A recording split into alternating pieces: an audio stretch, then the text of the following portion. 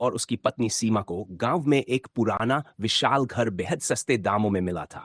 घर पुराने जमाने का था, लकड़ी के बने दरवाजे और खिड़कियों पर जंग लगा था। गांव वालों ने रवि को चेताया था कि यह घर भूतिया है, पर उसने इन सब बातों को नजरअंदाज कर दिया। शहर से थककर घर शांति की तलाश में आए इस जोड़े को यह घर किसी सपने जैसा लग रहा था। पहली रात सब ठीक था।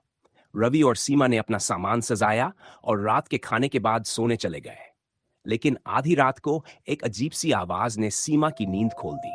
ऐसा लगा मानो घर के बाहर कोई चल रहा हो। उसने रवि को जगाया, पर उसने इसे हवा का शोर मानकर फिर से सोने का प्रयास किया। सीमा ने भी यही सोचा और वापस सो गई।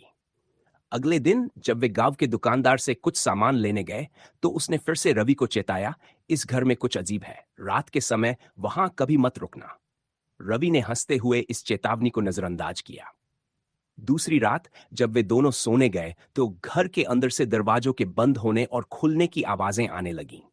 सीमा ने डरते हुए रवि से कहा, क्या तुमने ये सुना? रवि ने उसे शांत करने की कोशिश की और कहा, शायद घर पुराना है, लकड़ी की वजह से आवाज आ रही होगी। लेकिन आधी रात को अचानक बिजली चली गई। चारों तरफ अंधेरा था। सीमा ने रवि से कहा, हमसे कुछ गलती तो नहीं हो गई इस घर को खरीद कर? रवि ने उसे तसल्ली दी, लेकिन उसका मन भी अब डरा हुआ था। तभी बाहर के दरवाजे पर जोर जोर से खटखटाने की आवाज आने लगी। वे दोनों हड़बड़ी में उठे, लेकिन जब रवि ने दरवाजा खोला तो बाहर कोई नहीं था। सिर्फ तेज हवाएं चल रही थी। वहां खड़ा रहकर वे दोनों सोच रहे थे कि अचानक ये सब क्या हो रहा है। तभी घर के अंदर से एक ठंडी हवा का झोंका आया और दरवाजा जोर से बंद हो गया। अब दोनों पूरी तरह से घबरा गए थे। रवि ने सीमा का हाथ पकड़ा और कहा, हमें यहां से बाहर निकलना चाहिए।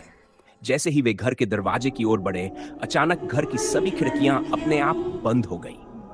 दोनों ने चिल्लाने की कोशिश की, लेकिन आवाज गले में अटक गई। तभी घर की सीढ़ियों से किसी के पैरों की आहट आने लगी।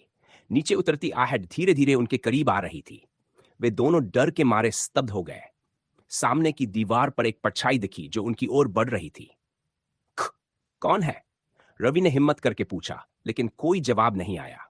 अचानक से एक पुरानी और भयानक आवाज आई, तुम्हें यहां नहीं होना चाहिए था। यह घर तुम्हारा नहीं है, यह मेरा है। सीमा चीख पड़ी और रवि ने उसका हाथ पकड़कर दरवाजे की ओर दौड़ने की कोशिश की, लेकिन दरवाजा जाम हो गया था। पीछे मुड़कर देखा तो एक भयानक आकृति धीरे धीरे उनकी ओर बढ़ रही थी। उसकी आंखें लाल थी और चेहरा झुलसा हुआ था। रवि ने अपनी पूरी ताकत लगाई और दरवाजा तोड़ने की कोशिश की, लेकिन वह नहीं खुला। तभी अचानक घर की बिजली वापस आ गई और वह आकृति गायब हो गई। दरवाजा अपने आप खुल गया। रवि और सीमा ने एक दूसरे की ओर देखा और तुरंत घर से बाहर भाग गए।